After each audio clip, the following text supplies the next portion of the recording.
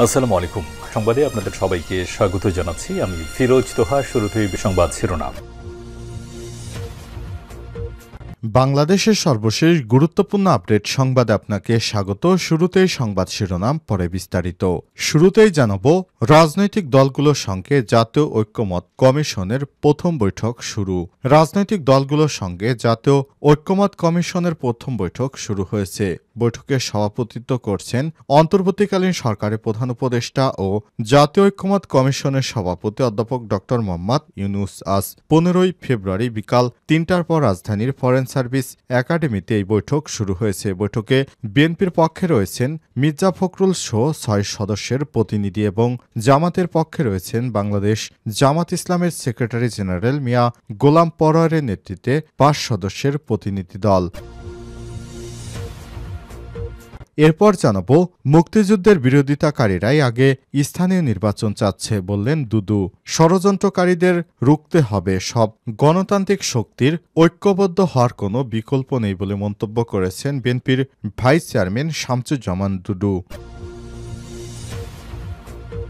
জানাবো, জাতীয় বিপ্লবী পরিষদের বিক্ষোভ, পাসপোর্টে একসেপ্ট ইসরায়েল পুনর্বহালের 1 মাসের আলটিমেটাম। বাংলাদেশের পাসপোর্টে একসেপ্ট ইসরায়েল পুনর্মুদ্রণের আহ্বান জানিয়ে জাতীয় বিপ্লবী পরিষদ সরকারকে 1 মাসের আলটিমেটাম দিয়েছে। এদিকে মুদ্রাবাজারে অস্থিরতা বন্ধে কঠোর অবস্থানে গভর্নর। বৈদেশিক মুদ্রাবাজারের অস্থিরতা সৃষ্টির চেষ্টা করলে বিদেশি এক্সচেঞ্জ হাউসগুলোর লাইসেন্স বন্ধ করে দেওয়ার হুঁশিয়ারি দিয়েছেন বাংলাদেশ ব্যাংকের বর্তমান গভর্নর ড আহসান এইচ মনসুর। এক সাক্ষাৎকারে তিনি পাচার বন্ধ করা গেলে দেশে $45 বিলিয়ন রিজার্ভ হওয়া সম্ভব বলে মনে করেন। এবারে জানাবো, পবিত্র রমজান মাসে 15 টাকা কেজি দরে চাল পাবে 50 লক্ষ পরিবার বললেন খাদ্য উপদেষ্টা। দেশে এই মুহূর্তে 13 লক্ষ মেট্রিক টন চাল ও গম মজুদ রয়েছে বলে জানিয়েছেন খাদ্য উপদেষ্টা আলী ইমাম মজুমদার। তিনি বলেছেন, আসন্ন রমজানকে ঘিরে নিত্যপণ্যের দাম সহনশীল রাখতে পদক্ষেপ নিচ্ছে সরকার। এবং সর্বশেষ জানাবো, মার্কিন আমলাতন্ত্রের খড়গ 10,000 কর্মী বরখাস্ত। নতুন প্রশাসন ও আমলাতন্ত্রকে ঢেলে সাজানোর অঙ্গীকার পুনর্ব্যক্ত করেছেন মার্কিন প্রেসিডেন্ট ডোনাল্ড ট্রাম্প। এরই মধ্যে তার প্রভাব পড়তে শুরু করেছে যুক্তরাষ্ট্রে। আজ 15 ফেব্রুয়ারি বার্তা সংস্থা রয়টার্সের এক প্রতিবেদনে বলা হয়েছে, এখন পর্যন্ত মার্কিন ফেডারেল ভূমি ব্যবস্থাপনা, সামরিক ভেটেরানদের দেখাশোনা ও অন্যান্য গুরুত্বপূর্ণ দায়িত্বে থাকা 9,500 জনেরও বেশি কর্মীকে বরখাস্ত করেছেন ডোনাল্ড ট্রাম্প। প্রিয় দর্শক, এতক্ষণ শুনছিলেন সংবাদ শিরোনাম, এবারে বিস্তারিত।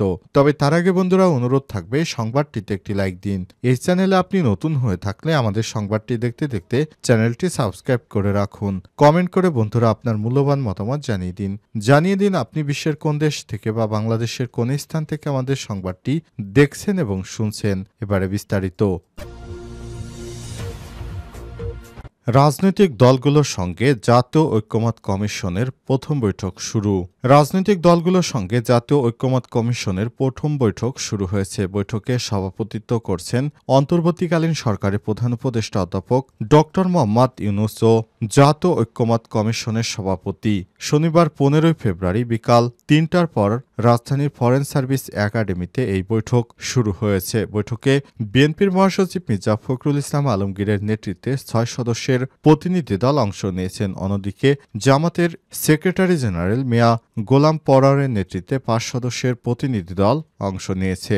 এছাড়াও বৈঠকে আরও যেসব রাজনৈতিক দলের নেতারা রয়েছেন, লেবারের Democrat party LDP chairman colonel অবসরপ্রাপ্ত অলি আহমেদ, নাগরিক ঐক্যের সভাপতি মাহমুদুর রহমান মান্না, জাতীয় পার্টির জাফর মোস্তফা জামান হায়দার, বিজেপির চেয়ারম্যান আন্দালিব রহমান পার্থ, বাংলাদেশ এলডিপির চেয়ারম্যান শাহাদাত হোসেন সেলিম, ইসলামী আন্দোলনের প্রেসিডিয়াম সদস্য সৈয়দ মোহাম্মদ মোসাদ্দেক বিল্লাহ আল মাদানী, এবি পার্টির চেয়ারম্যান মুজিবুর রহমান মঞ্জু, গণ অধিকার পরিষদের সভাপতি নুরুল হক নূর, গণফোরামের প্রেসিডিয়াম সদস্য সুব্রত চৌধুরী, জাতীয়তাবাদী সমমনা জোট ও বাংলাদেশ লেবার পার্টির নেতারা গত বুধবার 7 সদস্যের জাতীয় ঐক্য কমিশন গঠন করে প্রজ্ঞাপন জারি করে অন্তর্বর্তীকালীন সরকার, যার সভাপতি অন্তর্বর্তীকালীন সরকারের প্রধান উপদেষ্টা অধ্যাপক ড মোহাম্মদ ইউনুস। সহসভাপতি হিসেবে আছেন সংবিধান সংস্কার কমিশনের প্রধান অধ্যাপক ডক্টর আলী রিয়াজ। মুক্তিযুদ্ধের বিরোধীরাই আগে স্থানীয় নির্বাচন চাচ্ছে বললেন দুদু। ষড়যন্ত্রকারীদের রুখতে সব গণতান্ত্রিক শক্তির ঐক্যবদ্ধ হওয়ার কোনো বিকল্প নেই বলে মন্তব্য করেছেন বিএনপির ভাইস চেয়ারম্যান শামসুজ্জামান দুদু। তিনি বলেছেন, যারা রাজনীতিবিদদের ছোট করতে চায় তারাই মূলত দেশকে বিপদে ফেলতে চায়। শনিবার 15 ফেব্রুয়ারি রাজধানীর জাতীয় প্রেস ক্লাবে দেশের বর্তমান সংকট ও গণতন্ত্রের ভবিষ্যৎ শীর্ষক আলোচনা সভায় তিনি এমন মন্তব্য করেছেন। শামসুজ্জামান দুদু বলেছেন, দীর্ঘ 16 বছরের আন্দোলনের ফল ঘরে তুলতে হবে। রাজনৈতিক সরকার যতক্ষণ প্রতিষ্ঠিত না হবে ততক্ষণ আন্দোলন চালিয়ে যাব। এ সময় তিনি নিত্য প্রয়োজনীয় দ্রব্যমূল্যের নিয়ন্ত্রণে সরকারের সমালোচনা করে বলেছেন, দায়িত্ব নেওয়ার 1 মাসের মধ্যে শেখ হাসিনার পতনের মাস্টার মাইন্ডকে খুঁজে পেল। গত 6 মাসে নিত্যপণ্যের দাম নিয়ন্ত্রণ করতে পারছে না অন্তর্বর্তীকালীন সরকার।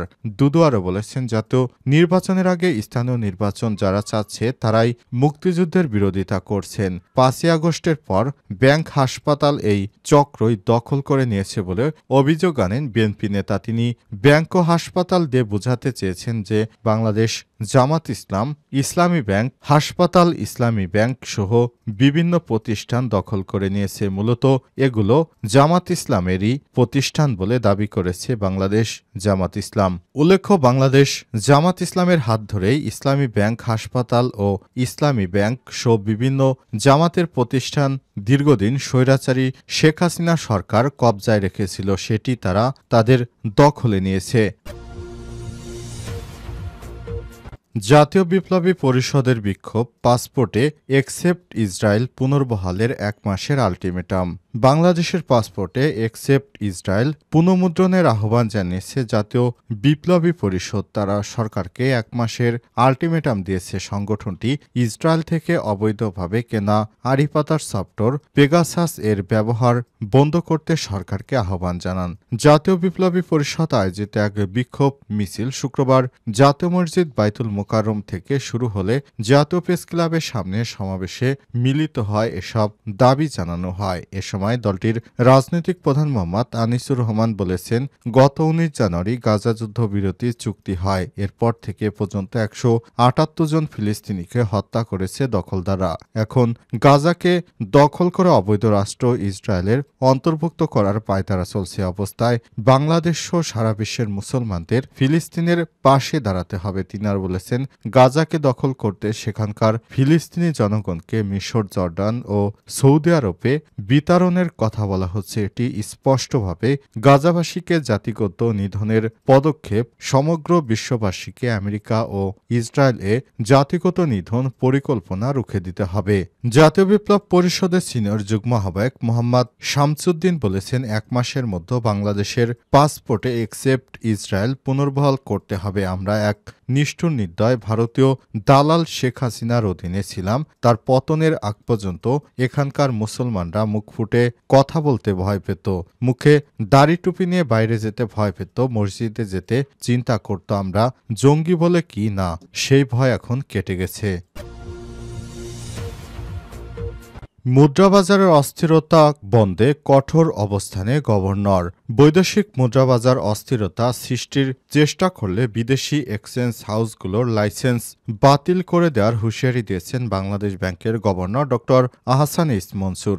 এক সাক্ষাৎকারে গভর্নর বলেছেন, পাচার বন্ধ করা গেলে দেশে $45 বিলিয়ন পর্যন্ত রেমিটেন্স আনা সম্ভব। তিনি জানান, গুটি কয়েক বিদেশি মানি এক্সচেঞ্জ জোটের কাছে জিম্মি হওয়ার কোনো সুযোগ নেই। অন্তর্বর্তীকালীন সরকারের প্রথম 6 মাসের অন্যতম বড় সাফল্য প্রবাসী আয়, যা গেল আগস্ট থেকেই ধারাবাহিকভাবে বাড়তে শুরু করেছে। বাংলাদেশে ব্যাংকের হিসাবে আগের অর্থবছরের ওই 6 মাসে মোট আয় $11 বিলিয়ন বেশি হলেও চলতি অর্থবছরে একই সময় তা উঠে যায় $14 বিলিয়ন ঘরে। এই অর্থ মূলত সরকারি, বেসরকারি, বিশেষায়িত ও বিদেশি ব্যাংকগুলোর মাধ্যমে আসে বাংলাদেশে। তবে রেমিটেন্স আহরণ এর আরও অন্যতম মাধ্যম এরকম বিভিন্ন এক্সচেঞ্জ হাউস যারা উৎস দেশগুলো থেকে অর্থ সংগ্রহ করে বাংলাদেশ ব্যাংকগুলোর কাছে বিক্রি করে। তবে বিদেশি এক্সচেঞ্জগুলোর জোট বা এগ্রিগেটরস সাম্প্রদায়িক কার্যক্রমে ক্ষুব্ধ হয়েছে বাংলাদেশ ব্যাংক। তারা গুটি কয়েক প্রতিষ্ঠান মিলে বাংলাদেশকে